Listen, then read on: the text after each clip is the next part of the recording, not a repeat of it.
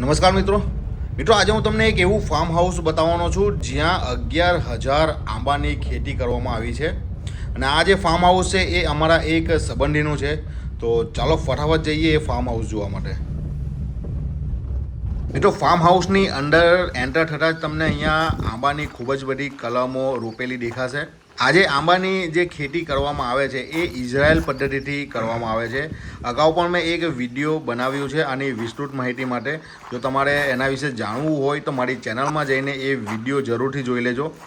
એ વિડીયોની અંદર મેં ફાર્મ હાઉસ વિશે માહિતી નથી આપી, એટલે હું તમને આ વિડીયોની અંદર ફાર્મ હાઉસ બતાવવાનો છું.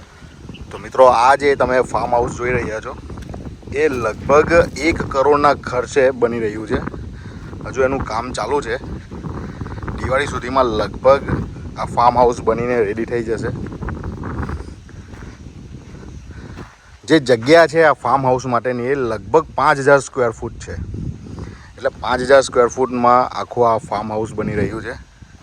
અને આ જે છે એનો મેઇન એન્ટ્રન્સ છે.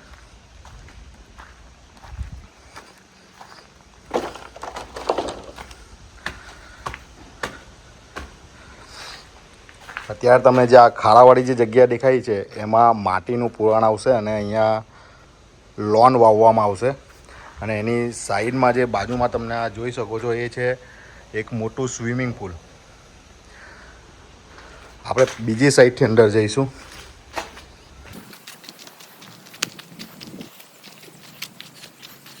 ફાર્મ હાઉસની જે આ જે જગ્યા છે એ પાર્કિંગ માટે રાખવામાં આવી છે.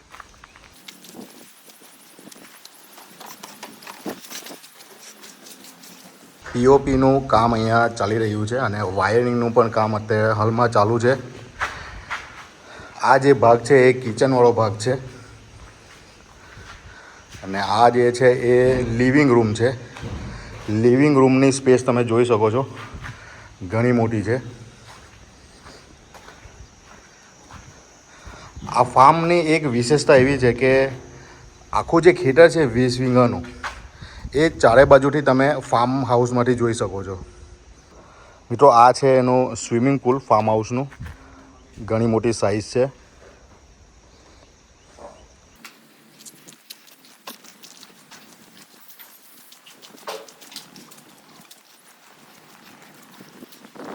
ફાર્મ હાઉસની અંદર અહીંયા એક રૂમ બનાવવામાં પણ આવેલો છે અને અંદર સંડાસ બાથરૂમ પણ છે.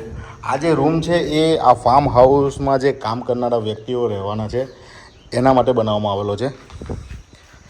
આ ફાર્મ હાઉસની અંદર 2 બેડરૂમ પણ છે. ઉપરની સાઈડ બનાવવામાં આવેલા છે. ઉપર જઈને જોઈએ આપણે.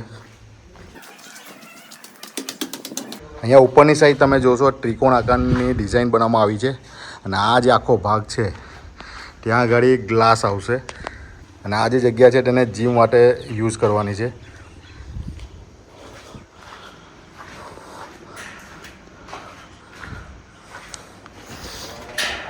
મિત્રો આ છે ફાર્મ હાઉસનો પહેલો બેડરૂમ અને અત્યારે એમાં વાયરિંગનું કામ ચાલુ છે અને બેડરૂમમાંથી તમે ખેતરનો ખૂબ જ સુંદર નજારો પણ તમે જોઈ શકો છો. અને અહીંયા છે આ એનું એટેચ ટોયલેટ બાથરૂમ.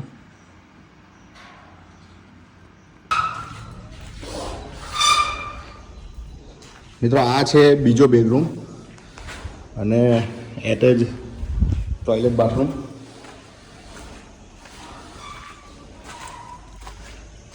આ સાઈડની એક ગેલેરી આપી છે. ખેતરની ડાબી સાઈડ જે છે તમે આ ગેલેરીમાંથી જોઈ શકો છો.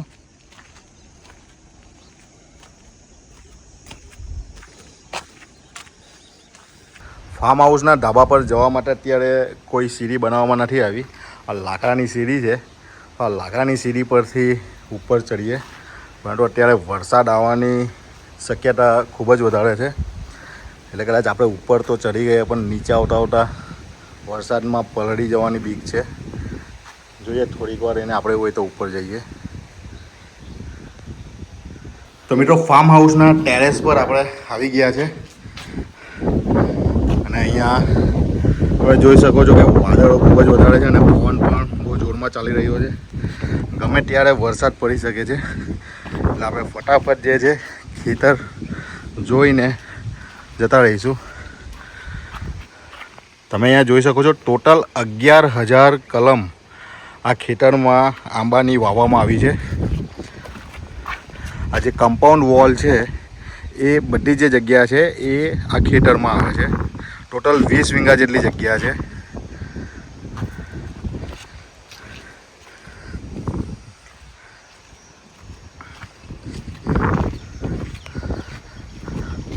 આ જે છે એ ફાર્મ હાઉસની ડાબી સાઈડ છે. આ છે ફાર્મ હાઉસની મિડલ જગ્યા, જ્યાં તમને સામે અહીંયા જે કમ્પાઉન્ડ વોલ દેખાય છે ત્યાં સુધીની આ જગ્યા છે.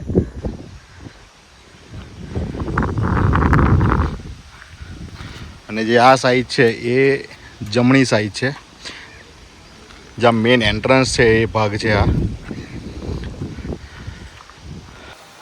તો મિત્રો વરસાદ ચાલુ થઈ ગયો છે, એટલે હવે આપણે અહીંયાથી ફટાફટ અંદર જતા રહેવું પડશે.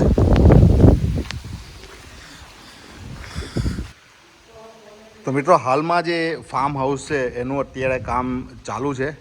ફ્લોરિંગનું કામ, ઉપર પીઓપી અને લાઇટિંગનું કામ બાકી છે. અને અહીંયા તમે જે સ્વિમિંગ પુલ જોઈ રહ્યા છો એ સ્વિમિંગ પુલનું પણ કામ બાકી છે. લગભગ દિવાળી સુધીમાં ફાર્મ હાઉસ કમ્પ્લીટ થઈ જશે.